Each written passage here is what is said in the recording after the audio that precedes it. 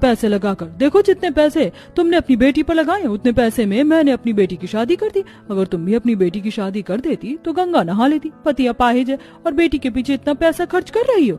बहन, मैं अपनी बेटी के पीछे फिजूल चीज में पैसे नहीं खर्च कर रही। मेरा फैसला बिल्कुल सही है और भगवान करे तुम्हारी बेटी शादी के बाद हमेशा खुश रहे। आजकल किसी को अच्छी बात बोलना ही बेकार है। मैं तो तुम्हारा भला चाहती हूँ, पर लगता है कि तुम्हें भलाई पसंद नहीं। आखिर ऐसी क्या वजह है जो कुंती आशा को ताने दे रही है, और आखिर आशा की ऐसी क्या चीज है जो अपनी बेटी को करना चाहती है और अपनी बेटी के पीछे इतने पैसे खर्च कर रही है कि लोग उसे ताने दे रहे हैं। आइए जानने के लिए चलते हैं कहानी में। माँ, मेरा रिजल्ट देखो, मैंने पूरे स्कूल में टॉप किया है। माँ, तुमने कहा था अगर मैं स्कूल में टॉप करूंगी तो तुम मुझे आगे की पढ़ाई करने दोगी। अरे निशा बेटा, तेरे पापा अपाहिज है, छोटा भाई है, तेरी माँ बेचारी अकेली सब्जियां बेचकर घर चला रही है, तुझे पढ़ा लिखा रही है और ऐसे में तुझे अपनी माँ की मदद करवानी चाहिए, और तू है कि आगे की पढ़ाई करने की बातें कर रही है। सही कह रही हो बहन तुम। अगर बेटियों को ज्यादा पढ़ाया लिखा है तो लड़का ढूंढ पाना मुश्किल हो जाता है। मैं तो कहती हूँ जितनी उसने पढ़ाई कर ली उतनी काफी है। अब इसके लिए कोई अच्छा सा रिश्ता देख लो। लोगों की बातें सुनकर निशा उदास होकर घर में चली जाती है और रात को सारी सब्जियां आशा घर में रखती है, जहां एक बार फिर निशा अपनी माँ से कहती है, माँ, मैं जानती हूँ तुम बड़ी मुश्किलों से घर चला पा रही हो, और मैं तुमसे वादा करती हूँ कि मैं तुम्हारे घर के कामों में मदद करूंगी और साथ में पढ़ाई भी। मुझे IAS ऑफिसर बनना है। अगर मैं IAS ऑफिसर बन गई तो मैं पापा का अच्छे से इलाज करवा पाऊंगी। हमारे सारे सपने पूरे हो जाएंगे माँ। हाँ माँ, मान जाओ ना, दीदी को आगे पढ़ाई करने दो ना। देख रहे हैं जी आप, हमारी बेटी कितनी तेज है पढ़ने में। वो IAS ऑफिसर बनना चाहती है। जब मेरी बेटी ऑफिसर बनना चाहती है तो मैं उसकी शादी करके क्यों उसकी जिंदगी अपनी तरह बनाऊं। मैं नहीं चाहती कि मेरी बेटी भी मेरी तरह सब्जी बेचे। मैं चाहती हूँ कि वो अपने पैरों पर खड़ी हो और हमारा नाम रोशन करे। अपनी माँ की ऐसी बातें सुनकर निशा बहुत खुश होती है और अपनी माँ के गले लग जाती है। माँ, इसका मतलब तुम मुझे आगे पढ़ने दोगी? और नहीं तो क्या, तुझे IAS ऑफिसर बनने में कितने पैसे खर्च होंगे मैं करूंगी और अपनी बेटी को IAS ऑफिसर बना कर रहूंगी। इस तरह आशा ठान लेती है कि वो अपनी बेटी को आगे की पढ़ाई करवाएगी, और इसीलिए अब वो दिन में घर के बाहर सब्जी बेचती है और रात में बाजार सब्जी बेचने के लिए जाने लगती है। ये देख मोहल्ले की एक औरत दोनों माँ बेटी को देख ताने मारती हैं और बोलती हैं, बेटी स्कूल में फर्स्ट क्या आ गई, तुम तो अपने आप को पता नहीं क्या ही समझने लगी।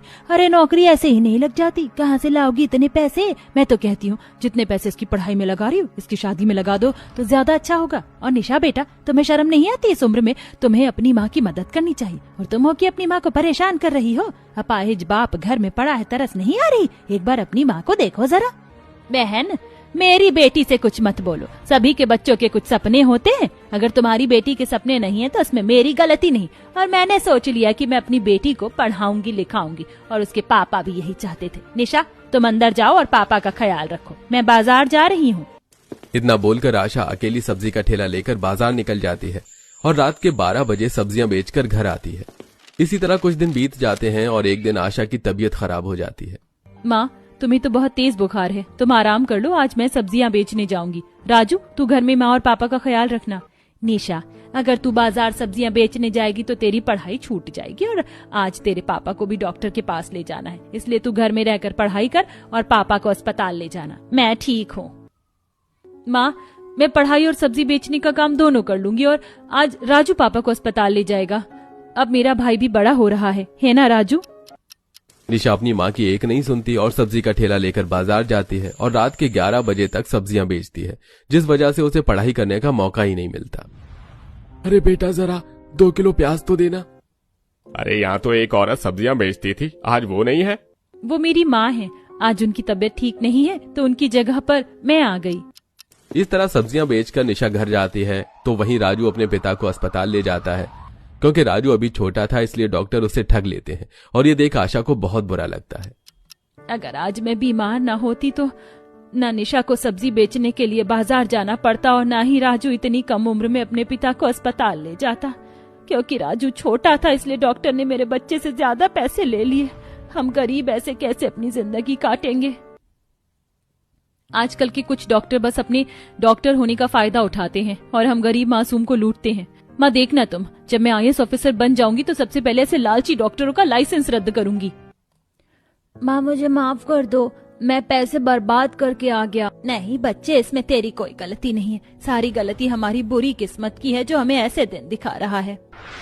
इतना बोलकर निशा थकी हारी पढ़ाई करते हुए खाना बनाने लगती है और क्योंकि आज उसकी सही से पढ़ाई नहीं हो पाई थी इसलिए वो सारी रात बैठकर पढ़ाई करती है। समय यूं ही बीतता है और बहुत जल्द निशा की दोस्त पूजा की शादी हो जाती है और कुंती आकर आशा को ताने देने लगती है। बहन तुम्हारे तो मुंह लगना ही बेकार है। बेटा तू उसकी बात पर ध्यान मत दे और जाकर पढ़ाई कर। पर माँ मुझे कुछ पैसे चाहिए, किताब लानी है। पैसा का नाम सुनकर आशा थोड़ी परेशान हो जाती है और अंदर जाकर एक गुल्लक फोड़कर कुछ पैसे अपनी बेटी को देती है। ले बेटा, तू उन पैसों से अपनी किताबें ले आ। माँ मेरी किताब के लिए तुमने अपनी गुल्लक तोड़ दी। इन गुल्लक में तो तुम काफी टाइम से पैसे डाल रही थी ना। माँ आज मुझे बहुत बुरा लग रहा है। अरे पागल, बुरा क्यों मानती है? ये पैसे मैं तेरी शादी के लिए जोड़ रही थी। अब जब मुझे शादी नहीं करनी तो इन पैसों की सही जगह तो इस्तेमाल करना पड़ेगा ना, इसीलिए मैंने ये पैसे तेरी पढ़ाई में खर्च कर दूंगी। माँ मैं आपसे वादा करती हूँ, आप जितनी मेहनत मेरे पर कर रही हो, मैं एक दिन IAS ऑफिसर बनकर उन सभी लोगों का मुंह बंद करूंगी जो आज हम पर हंस रहे हैं।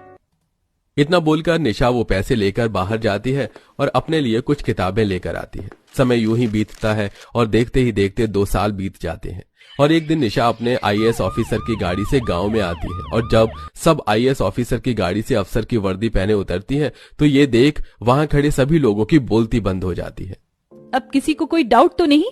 माँ मैंने तुम्हारा सपना पूरा किया।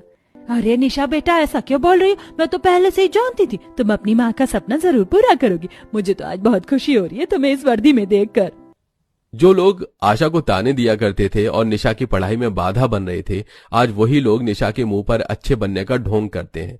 इसी तरह कुछ दिन बीत जाते हैं और एक दिन रोती बिलखती कुंती निशा के घर आती है और निशा के सामने हाथ जोड़कर उससे बोलती है, बेटा अब तो तू ही जो मेरी बेटी और अपने दोस्त को उनके लालची ससुराल वालों से बचा सकती है।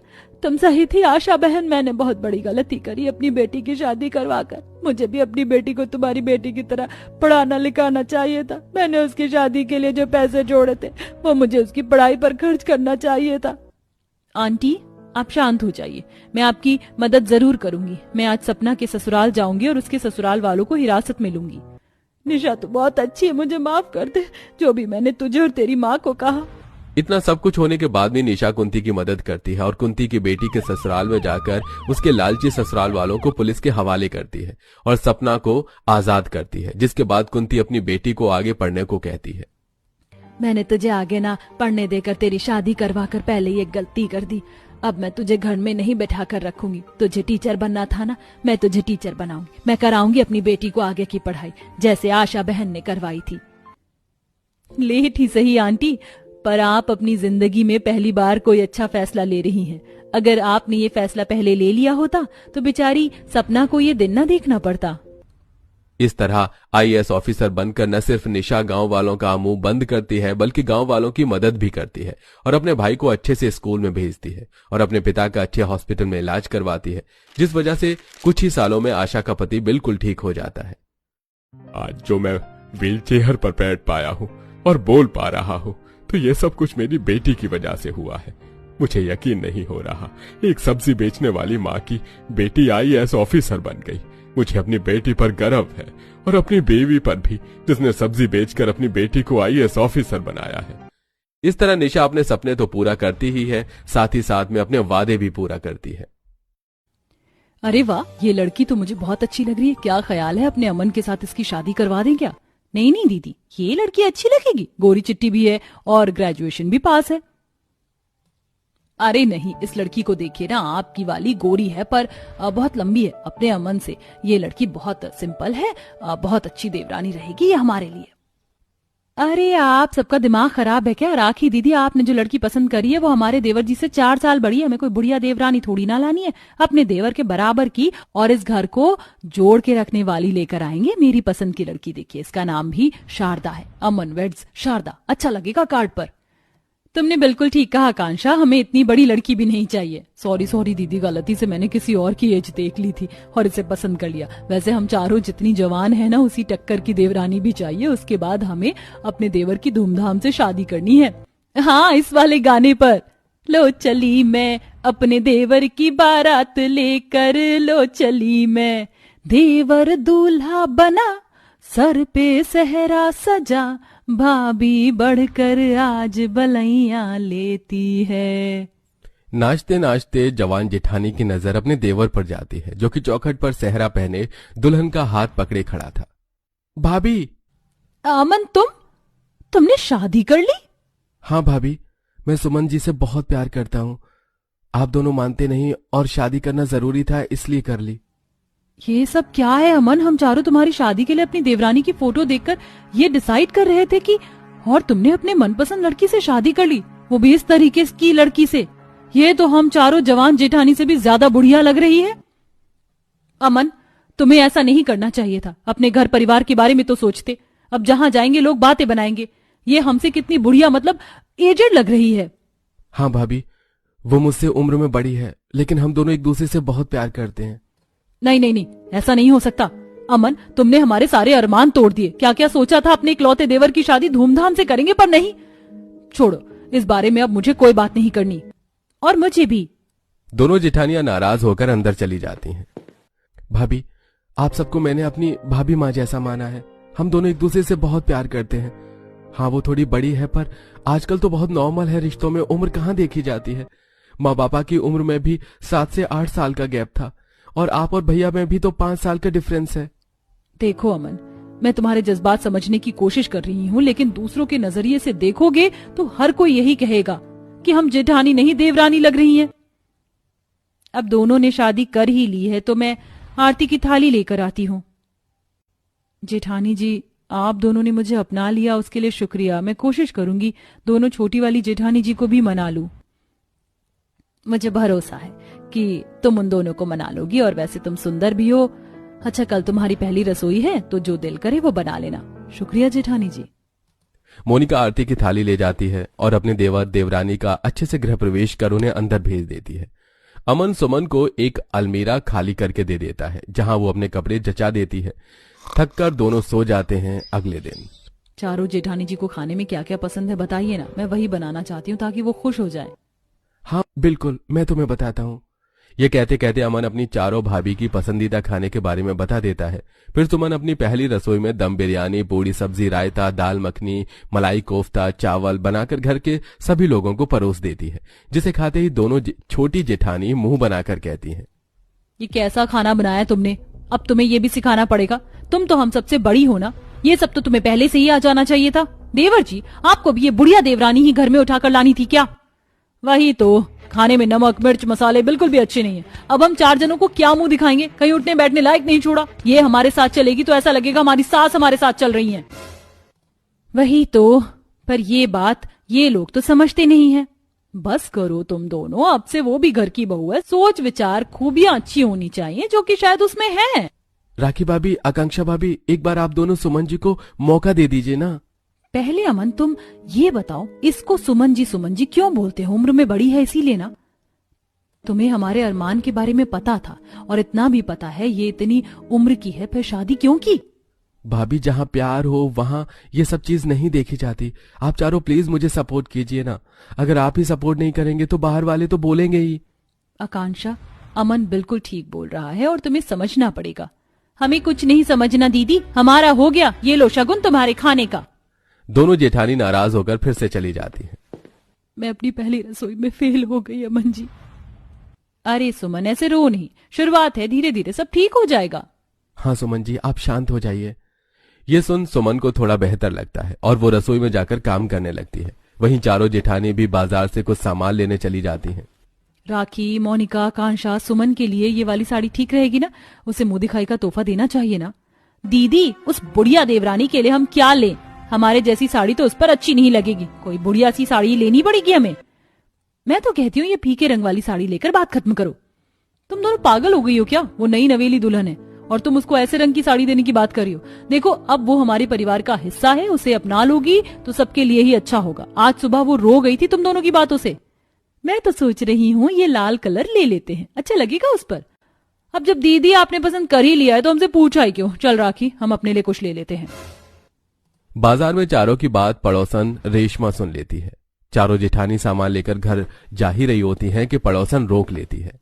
अरे आकांक्षा, सविता, मोनिका, सुना है कल तुम चारों की देवरानी घर में आई है जो कि अमन बटे से बहुत बड़ी है। तुम लोगों की इतनी भी क्या मजबूरी थी जो घर में एक बुढ़िया देवरानी को ले आए।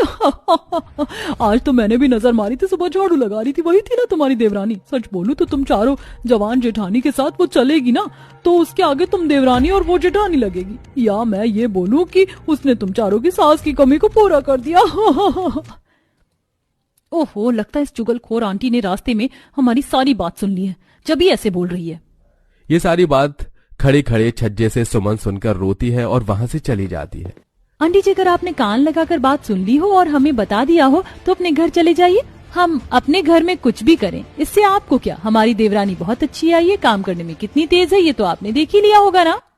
पड़ोसन का मुंह बंद कर चारों जेठानी घर में आ जाती हैं। धीरे धीरे दिन गुजरते हैं। दोनों नाराज जेठानी सुमन से ठीक से बात नहीं करती हैं। यही बात सुमन को भी चुभती है और वो अपने लिए बाजार से हील्स, मेकअप, अच्छे रंग की साड़ियां ले आती है। मेरी वजह से मेरी जेठानियों को कितना कुछ सहना पड़ रहा है। अच्छा हुआ बाजार से ये सब ले आई। इन सब का इस्तेमाल करके अब थोड़ा उनकी उम्र की लगने की कोशिश करूंगी। अब सब चारों जेठानियां कमरे में जाकर सुन लेती हैं। जेठानी जी, आप देखे ना, मैं ये सब सामान लेकर आई हूँ। मैंने सुना सुमन, तुम ये सब हमारे बीच ठीक से रहने के लिए कर रही हो। देखो, हमने तुम्हें दिल से अपना लिया है। आकांक्षा, राखी, देखो सुमन हमारे लिए कितने एफर्ट्स कर रही है। अब तुम भी मान जाओ। सच कहूं सुमन, तो मुझे तुम्हारी ये सारी कोशिश देखकर अच्छा लगा। इसलिए देवर जी की खुशी में ही हमारी खुशी है। हमने तुम्हें अपना लिया, इसलिए हमसे डर डर कर या घबरा कर बात करना भी छोड़ दो। देखना, तुम इन सब चीजों में बहुत सुंदर लगोगी। हम तुम्हें तैयार करेंगे और आज शाम को तो हमें पार्टी में भी जाना है। सच में दीदी, थैंक यू सो मच जेठानी जी। ये लो, माँ जी ने हम चारों को एक एक पुश्तैनी हार दिया था और ये अब से तुम्हारा हुआ।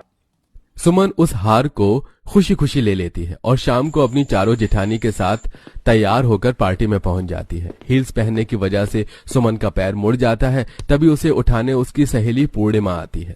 सुमन, जब तुमसे हाई हील्स पहनी नहीं जाती तो ऐसे पहनती क्यों? मुझे सब पता है। तुम अपनी चार जवान जेठानियों के बीच रह रही हो तो वहाँ बुढ़ापा सा महसूस होता ही होगा, इसीलिए उन्हें दिखाने के लिए तुमने आज पार्टी में हील्स डाली। क्यों, सही बोला ना मैंने? उन चारों का भी अलग ही नसीब है कि उन्हें तुम्हारे जैसी बुढ़िया देवरानी मिली। ऐसा कुछ नहीं है, मेरी जेठानियां मुझसे बहुत प्यार करती हैं। क्या पता नाटक कर रही हूँ। बकवास बंद करो तुम। हमें क्या पसंद है क्या नहीं ये तुम्हें कैसे पता? और तुम्हारी जानकारी के लिए बता दूं, हम चारों अपनी देवरानी से बहुत प्यार करते हैं। रिश्ते में ज्यादा उम्र मायने नहीं रखती। एक अच्छा दिल, घर संभालना, खुद का सबको बहुत प्यार करना, ख्याल रखना, ये सब मेरी प्यारी देवरानी में है और हम सब ने उसे दिल से अपनाया है। तो तुम अपने काम से काम रखो, जो भी हो। इस तरह चारों जेठानी पार्टी में उस औरत को सुनाकर उसका मुंह बंद कर देती हैं और चारों बहू अपनी देवरानी के साथ खुशी खुशी रहने लगती हैं।